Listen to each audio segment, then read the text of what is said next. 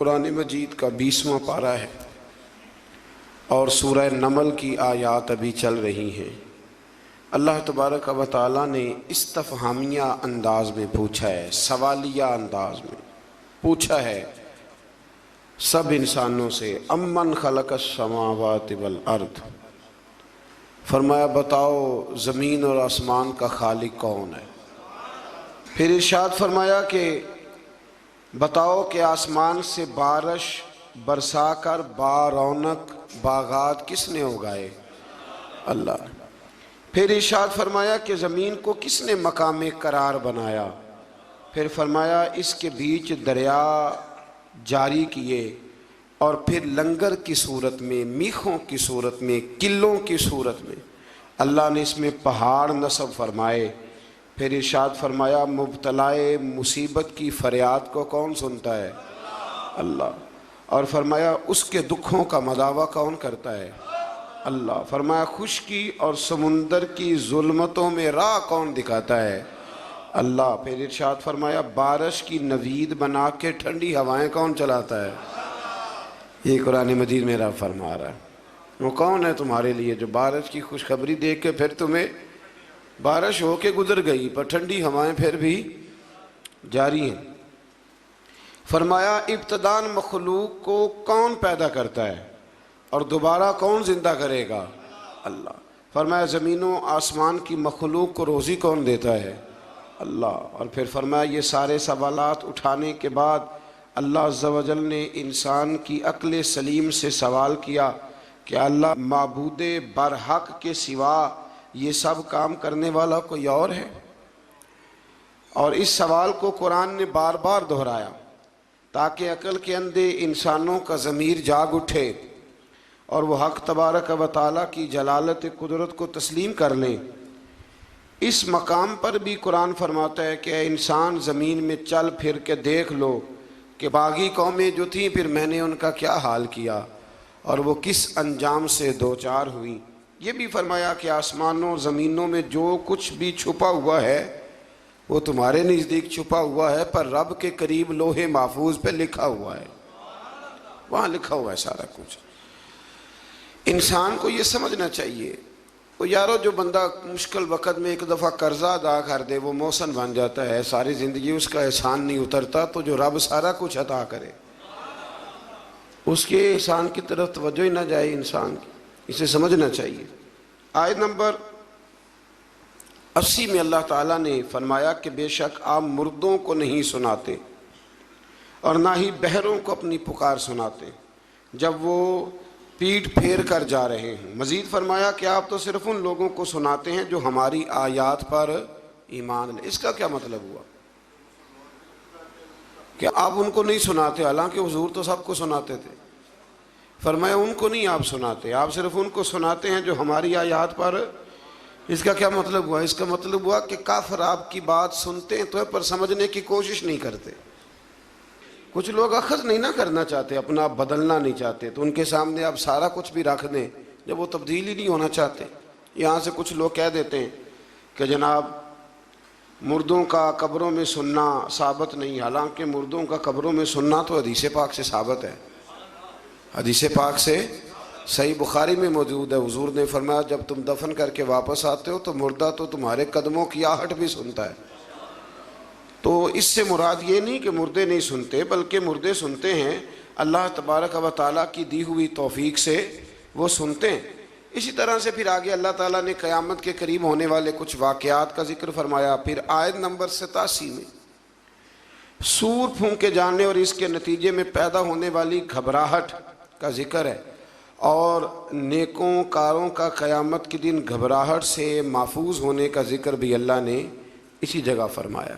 ایک سور پھونکی جائے گی، حضرت اسرافیل سور پھونکیں گے، وہ ایک ایسی آواز نکالیں گے جس سے سارے لوگ مر جائیں گے، پھر وہ دوبارہ وہی آواز نکالیں گے تو دوبارہ اللہ تعالیٰ سب کو زندگی عطا فرما دے گا۔ اس کو سور پھونکنا کہتے ہیں۔ اس سے پھر آگے سورہ قصص شروع ہوتی ہے۔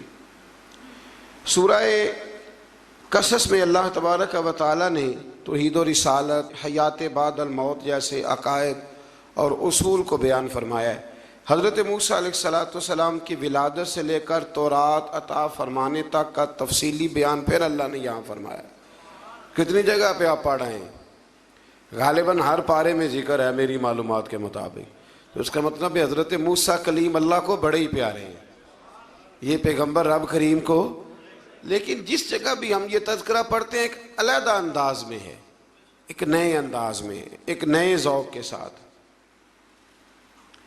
یہاں بھی اللہ تعالیٰ نے ایک نئے انداز میں اس واقعے کا ذکر فرمایا ہے۔ وہ ساری تفصیل بھی ہے جو پیچھے آیات کے اندر ہم نے دیکھی تھی کہ حضرت موسیٰ علیہ السلام پیدا ہوئے، پھر ان کی والدہ نے انہیں صندوق میں ڈال کر دریا میں بہایا، پھر جس طرح ان کی ہمشیرہ نے ان کا خیال رکھا، پھر اللہ نے انہی کی ماں کو انہیں دودھ پلانے کی توفیق عطا فرمائی۔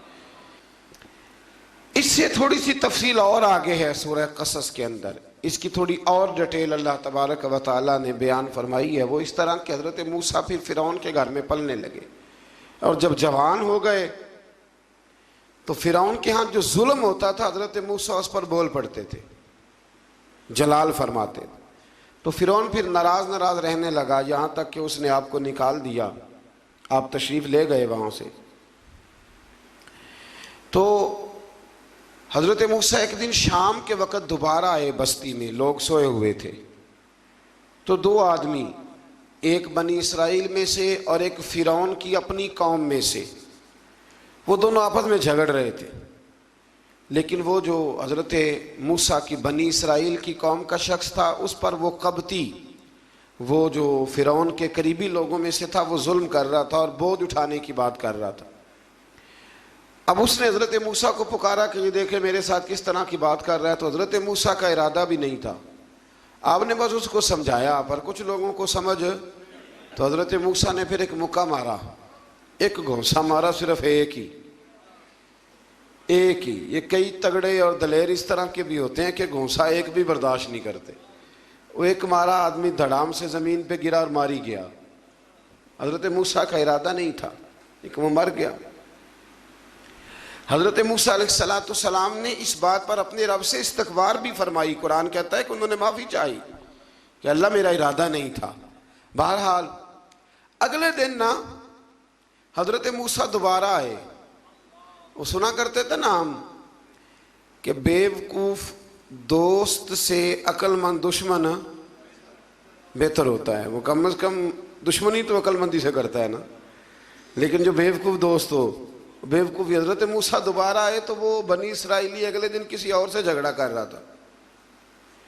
پھر اس نے مدد کے لیے پکارا تو حضرت موسیٰ کہنے لگے مجھے لگتا یہ ہے کہ تیری عادت ہے، تو خود بڑا جھگڑالو ہے، تو نے روز نیا جھگڑا شروع کیا ہوتا ہے۔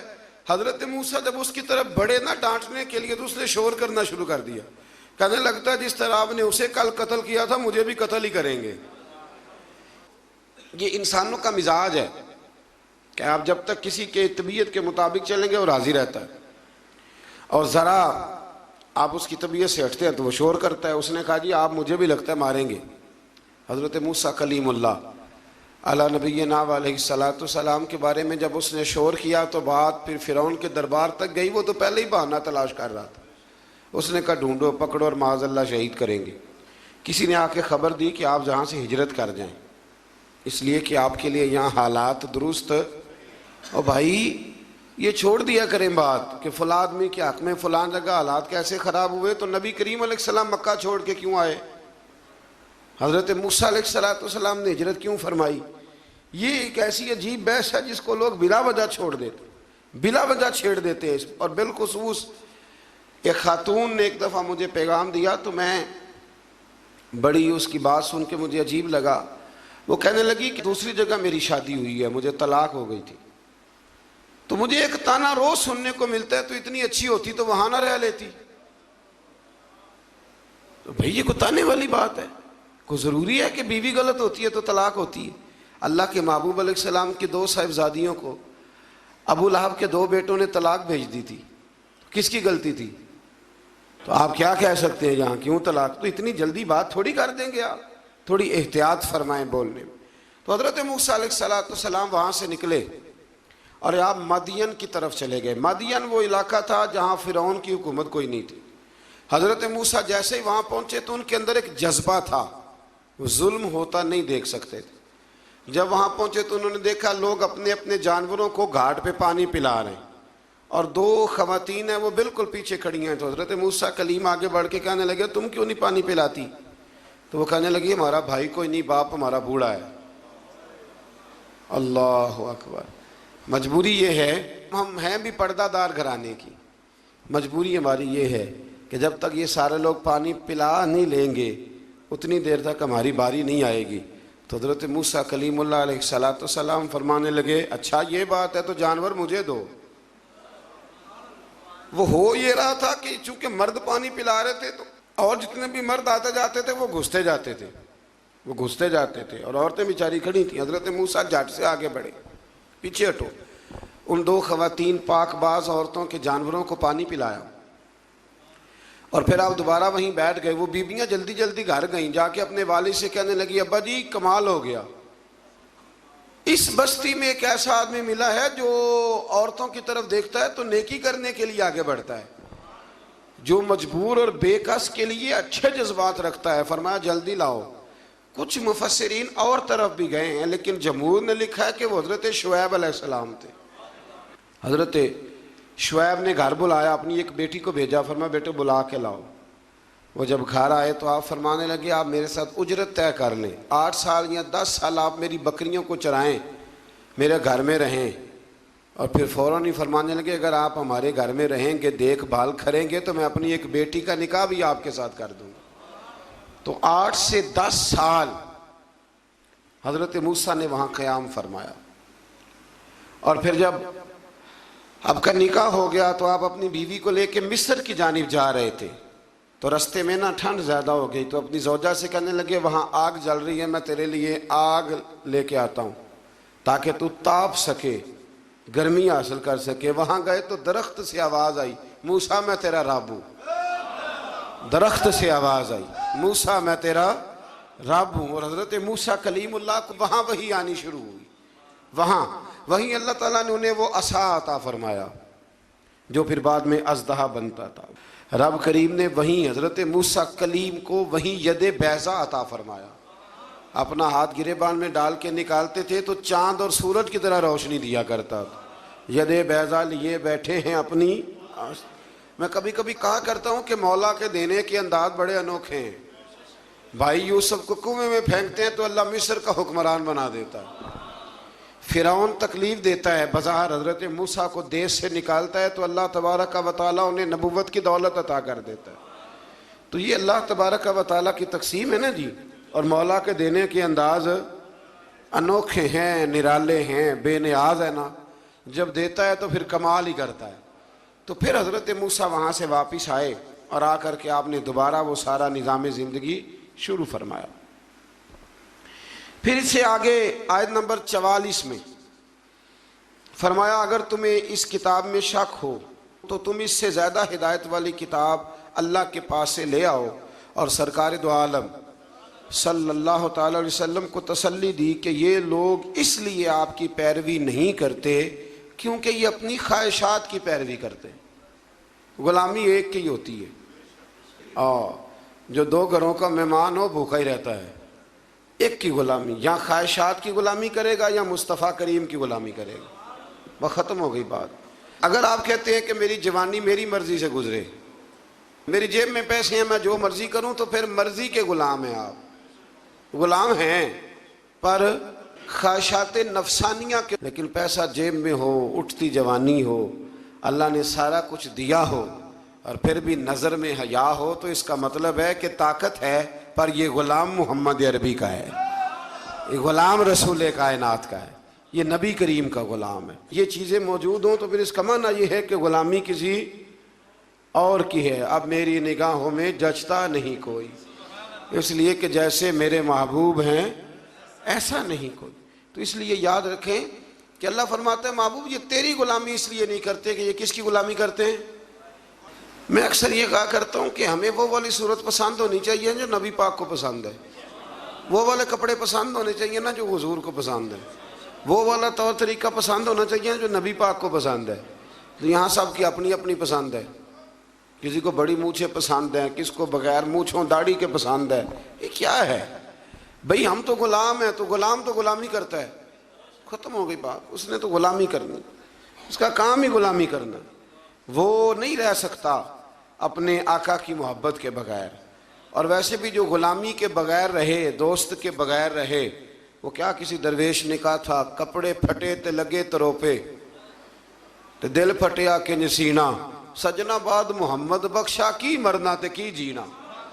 آپ یہ دیکھیں کہ آپ بغیر حضور کیا وقت گزار رہے ہیں، بغیر غلامی کے۔ تو آپ کا تو طرز زندگی وہ ہونا چاہیے جس سے خوشبو آئے رسول کریم کی صلی اللہ، اس سے خوشبو آتی ہے، اس سے لطف آتا ہے، اس سے ذائقہ نصیب ہوتا ہے، اس سے برکت نصیب ہوتی ہے، اس سے جو ہے نا وہ توانائی نصیب ہوتی ہے۔ کئی دفعہ بڑی خوشی ہوتی ہے، مجھے ایک صاحب، دو صاحب، چار، مجھے جب 20 میں سینکڑوں لوگ ملے اور آہستہ آہستہ ایک عجیب سی لذت پیدا ہوئی جب مجھ سے آ کے کوئی پوچھتا ہے نا کہ اعلیٰ حضرت فاضل بریلوی نے فلانی بات لکھی ہے، مفتی اعظم نے یہ بات کہی ہے، میرا دل بڑا راضی ہوتا ہے کہ اس کا مطلب ہے کہ ہمارے بزرگوں کا نام ہمارے ساتھ جڑا ہوا ہے۔ کوئی سوال کرتا ہے، کوئی کہتا ہے۔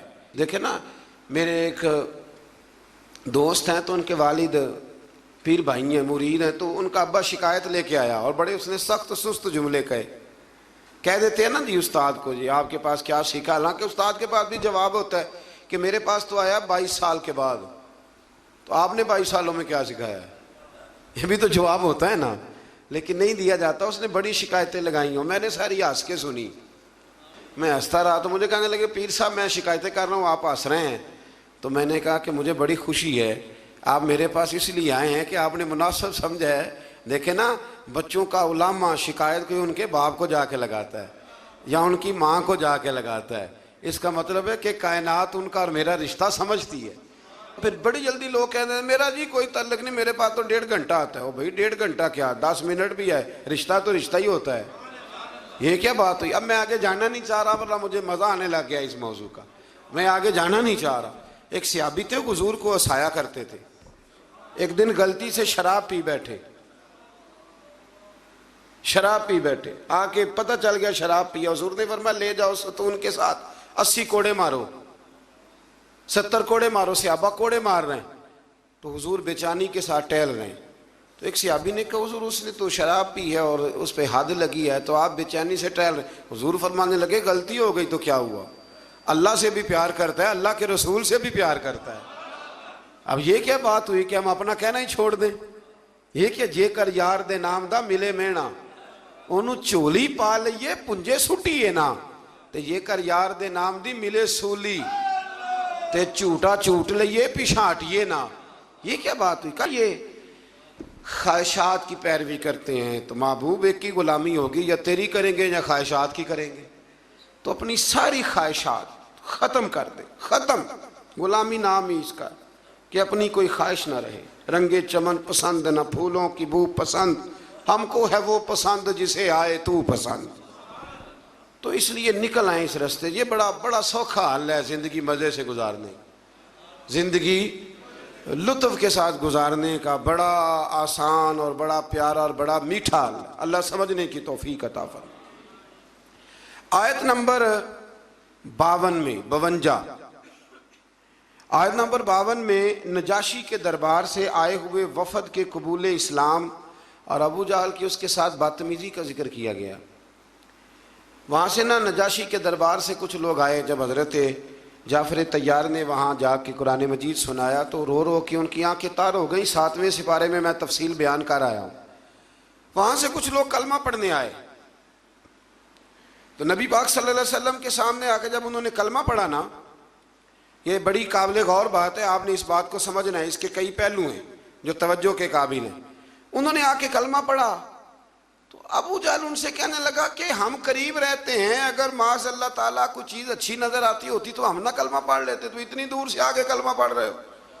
پھر بدتمیزی کی، ان کے ساتھ برا بھلا کہا، انہیں تکلیف دی۔ تو وہ جاتی دفعہ پتہ کیا کہہ گئے؟ وہ کہنے لگے ہدایت تو رب دیتا ہے، ہدایت تو اللہ دیتا ہے، یہ تو اللہ دیتا ہے۔ دیکھیں نا، یہ جو دیا ہوتا ہے نا، اس کے بالکل نیچے اندھیرا ہوتا ہے۔ اب دیے جلتے نہیں تو نوجوانوں کو تو بالکل نہیں نہ پتا۔ اب تو موم بتی پچھلے کچھ سالوں میں تو شارٹ ہو گئی تھی، تو اب تو میرے خیال ہے بننی بھی ذرا کام ہو گئی ہے۔ تو جو دیا ہوتا ہے نا اس کے بالکل نیچے، کبھی غور کیا آپ نے؟ اس کے بالکل نیچے کیوں؟ اس لیے کہ نیچے والے نیچے سے نکلنا نہیں چاہتے. وہ اگر نیچے سے نکل کے سائیڈ پہ کھڑے ہو کے روشنی کی زیارت کریں تو انہیں بھی ہدایت مل سکتی ہے. لیکن وہ کہتے ہیں جی ہم تو نیچے ہیں. وہ جو بیت اللہ شریف کے بالکل پاس رہتے ہیں وہ نہیں طواف زیادہ کرتے. بالکل ہمارے یہاں شہر کے ایک سنگی ہیں تو بالکل زمزم ہوٹل میں کلاک ٹاور میں کام کرتے ہیں. میں نے ان سے کہا کہ نماز کا وقت ہو گیا. میں نے کہا چلے؟ کہنے لگا جی ہم ذرا کم جاتے ہیں، آپ دور سے آئے ہیں تو آپ کو موقع زیادہ دینا چاہتے ہیں. تو ابو جہل نے مذاق اڑایا ان لوگوں کا. تو رب کریم نے ان آیات میں اس بات کا ذکر، اور یہ یاد رکھیں بڑی دور سے آئے تھے، بڑی دور سے اب ایسے کر لی، بڑی دور سے آئے. اللہ اکبر. اور جھلک دیکھے بغیر گئے پر مصطفیٰ کریم نے جھولی بھر کے عطا فرمایا. اور عبداللہ بن ابی سلول منافق ساری زندگی پیچھے نمازیں پڑھتا رہا پر منافق کا منافق مر گیا. بارش برستی رہتی ہے لیکن زمین کا بھی تو زرخیز ہونا شرط ہے نا، تو زمین بھی زرخیز ہونی چاہیے. اللہ سمجھنے کی توفیق عطا فرما. پھر اس طرح اللہ تبارک و تعالیٰ نے آیت نمبر 57 سے کفار مکہ نے رسول اللہ صلی اللہ علیہ وسلم سے جو کہا کہ اگر ہم آپ کے ساتھ ہدایت کی پیروی کریں تو ہم اپنے ملک سے اچک لیے جائیں گے، لوگ تو پھر ہمیں چھوڑیں گے نہیں، اس وطن سے لوگ نکال دیں گے. آج بھی حکمران کہتے نہیں دنیا کے ساتھ نہیں جینا، اسلام نافذ کر دیں گے تو پھر دنیا کیا کہے گی؟ بھئی دنیا کی دیکھنی ہے کہ اللہ رسول کی دیکھنی ہے؟ بولی انہوں نے بھی کہنے لگے پھر تو دنیا ہمیں اچک کر لے جائے گی، یعنی موجودہ فوائد سے محروم ہو جائیں گے. اللہ تعالیٰ نے فرمایا کیا ہم نے ان کو اپنے حرم میں آباد نہیں کیا؟ جو امن والا ہے اس کی طرف ہمارے دیے ہوئے ہر قسم کے پھل لائے جاتے ہیں، لیکن ان میں سے اکثر لوگ نہیں جانتے. یعنی اسلام کی برکت سے دنیاوی نعمتیں چھن نہیں جائیں گی بلکہ اللہ تعالیٰ اس میں اضافہ فرما دے گا. دین کی برکت سے اضافہ ہی ہوتا ہے. وہ ابو جہل اس وقت کہتا تھا کہ اگر کلمہ پڑھ لیں گے تو پھر ہمارا کیا بنے گا. تو آج مکے کا کیا حال ہے؟ آج مکے کا کیا حال ہے؟ دنیا کی بہت کم فصل اور سبزی وہاں ہوتی ہے، ہوتی کم ہے پر ملتی ساری ہے. جو کہیں سے نہیں ملتی وہ وہاں سے ملتی ہے. دودھ پینا تو فریش، لسی پینی ہے تو ہمارے صاحب ایک حاجی صاحب تھے درویش، تو لسی بڑی پیتے تھے. تو حج کے لیے ہم لوگ حاضر ہوئے تو میرے کان میں کہنے لگے میں لسی تو بغیر نہیں جے بچدا. میں نے کہا چلے اللہ دینے والا ہے. تو پھر اللہ نے لسی بڑی دی، پھر وہ ہم سے ختم نہیں ہوتی تھی. بڑی پیتے تھے پر وہ ختم. آیت نمبر 62 میں قیامت کے دن کفار کو ندا کر کے ان کے معبودان باطلہ کے بارے استفسار کیا گیا ہے کہ کفار کا اپنے معبودوں پر الزام، معبودوں کی بیزاری اور دونوں کی بے بسی. فرشتوں کے اس سوال کے جواب میں خاموش رہنے کا بیان ہے کہ تم نے اپنے رسولوں کو کیا جواب دیا.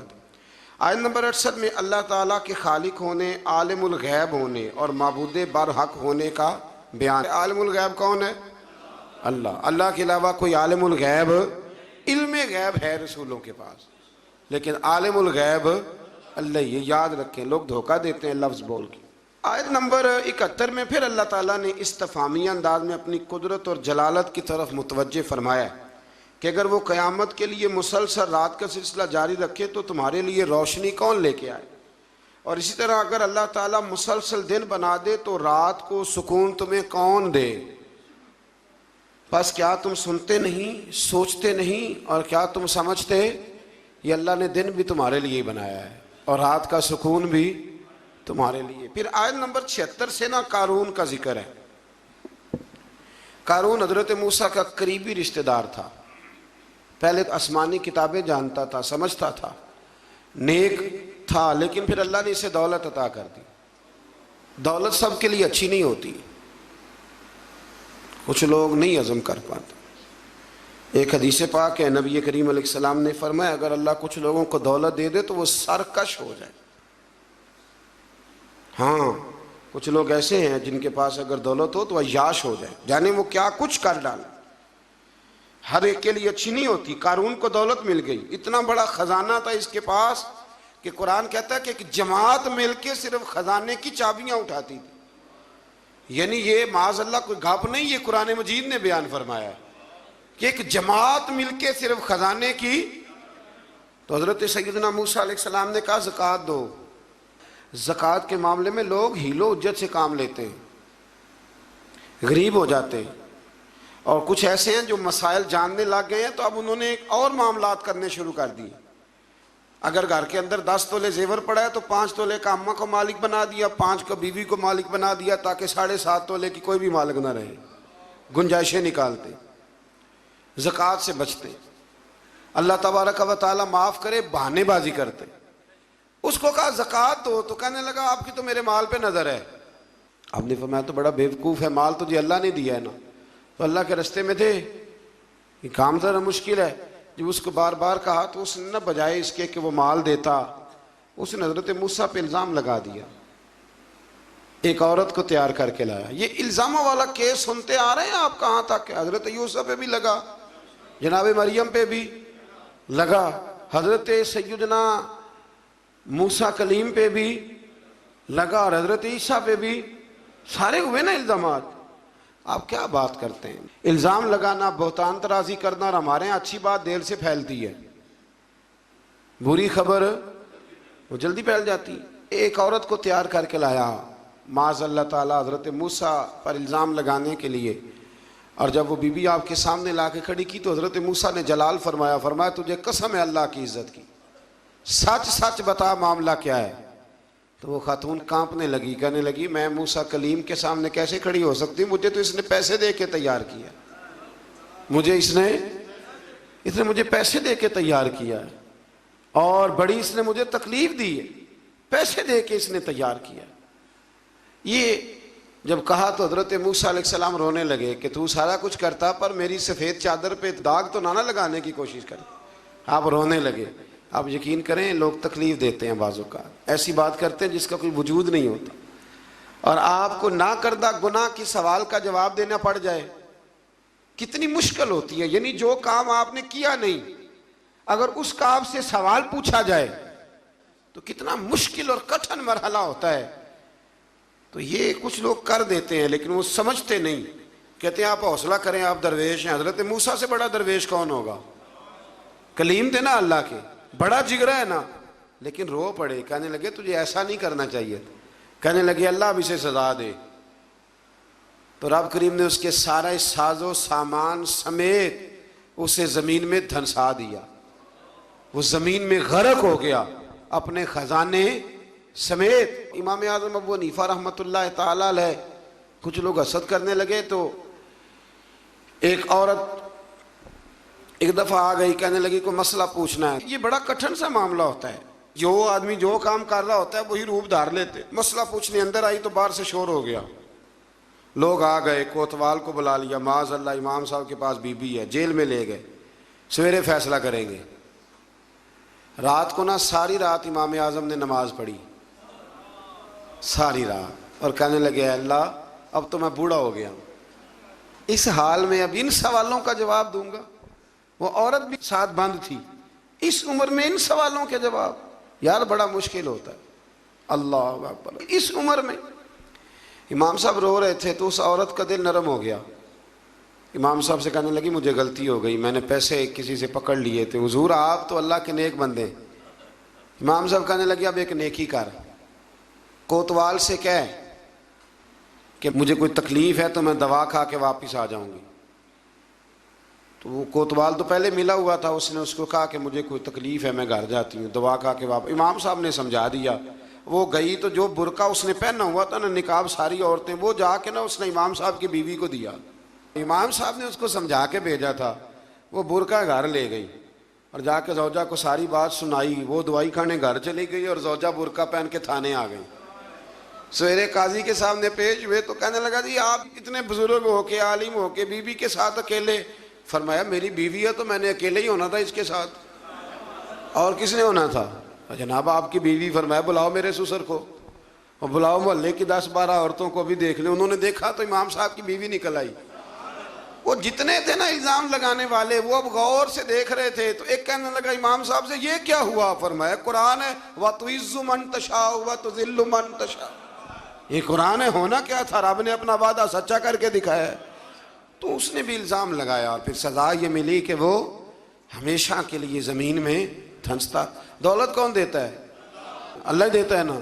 تو اگر اللہ کہے تھوڑی سی واپس بھی کرو، بندیاں دے خرچے بد جاندے نے، تھوڑی سی واپس مانگ لے تو ہاتھ تنگ ہو جاتا ہے۔ بھائی لیتے وقت تو تنگ نہیں ہوتا، کبھی کسی نے کہا ہے نہیں چاہیے، ہاتھ بڑا کھلا ہے، کشادہ ہے، واپس کرنے کی بات آتی ہے تو تنگ دستی، یا تو بڑی مجبوری ہے جی۔ مالاں والے سخی نہیں ہوندے تے سخیاں کول مال نہیں ہوندا، ایتھے اوتھے دوویں جہان نہیں، سخی کنگال نہیں ہوندا۔ پھر اللہ تبارک و تعالیٰ نے آیت نمبر 83 میں فرمایا کہ یہ آخرت کا گھر ہم نے ان کے لیے مقدر کرتے ہیں جو زمین میں نہ تو تکبر کرتے ہیں نہ فساد کرتے ہیں۔ اچھا انجام صرف پرہیزگاروں کے لیے ہوتا ہے۔ اگلی آیت کا مفہوم یہ ہے کہ ہر ایک اپنے اچھے یا برے اعمال کی جزا یا سزا پائے گا۔ اس کے آگے پھر سورہ عنکبوت شروع ہوتی ہے۔ اس صورت میں اللہ تبارک و تعالیٰ نے بہت سارے توحید کے دلائل بھی بیان فرمائے اور بھی کئی اہم چیزوں کی طرف توجہ اپنے بندوں کی دلائی ہے۔ آیت نمبر 8 میں اللہ تعالیٰ نے حکم فرمایا کہ اپنے ماں باپ کے ساتھ نیک سلوک کرو، لیکن یہاں مضمون ذرا الگ کر دیا، اللہ تعالیٰ نے مضمون ذرا الگ کر دیا۔ اپنے ماں باپ کے ساتھ نیک سلوک کرو اور ان کی اطاعت کی حدود بھی مقرر کر دی۔ فرمایا اگر وہ تمہیں شرک پر مائل کرنا چاہیں تو گناہ کے کاموں میں ماں باپ کی اطاعت واجب نہیں ہے۔ اماں کہے داڑھی منڈوا دو تو بات ماننی ناجائز ہے، ہاں ابا کہہ دے نماز نہ پڑھو تو یہ بات ماننی جائز نہیں ہے، یہ غلط ہے۔ اللہ نے یہاں حد بندی کر دی کہ تم نے حدود شریعت کے اندر ماں باپ کی فرما برداری کرنی، حدود شریعت کے اندر۔ اگر ماں باپ غیر شرعی حکم دیں گے، یہ انوکھا مضمون، اور یہ بیان میرے اللہ نے فرمایا ہے، حد بندی کر دی۔ اگر وہ ناجائز حکم دیں گے تو وہ تسلیم۔